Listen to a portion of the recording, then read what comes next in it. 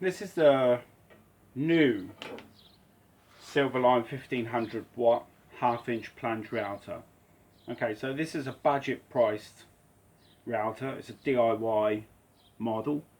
I've just removed this one from the box, and at first, the first feel of this is that the plastic casing on this is actually very tough. Feels tough and durable. Okay, so the first thing I want to do is give it a little test on the plunge. That's nice, smooth. Lock it off. Good. That's very tidy, very strong. Okay, so turning it round the back, you can see that plunge depth guide rolls down like that. Lock it off. At that point, you can use the micro adjustment once you're set up. The chuck and the collet. Very easy to find the location. Comes with its own spanner.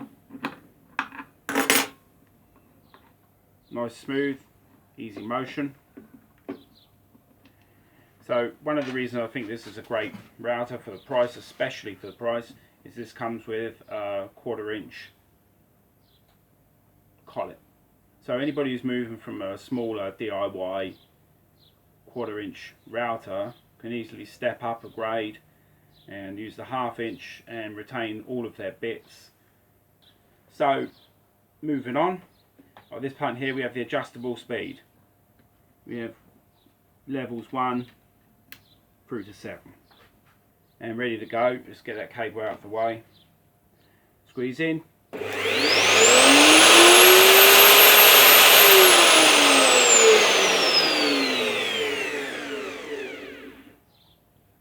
The soft start is great, and the delivery all the way up to the top end is very smooth, and when you get to the top end it doesn't feel like it's stretching at all. It feels good.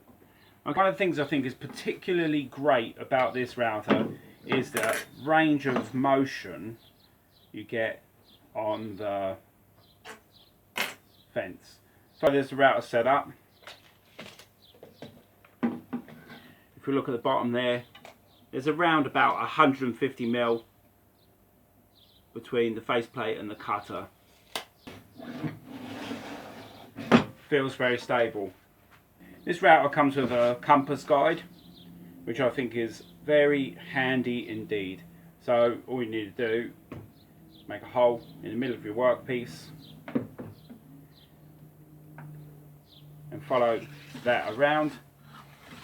Make yourself a perfect circle or a perfect arc. This have around about 300 to 320 mil of range of motion there, so that'll give you a 600 to 640 mil cut diameter. This router comes with a 3-year warranty. For the price, I think that's excellent. It also comes with spare brushes. Thank you very much, it's nice. What I'm going to do with this router now is put it into my horizontal router table and do some projects with it from there. Okay, thanks for watching.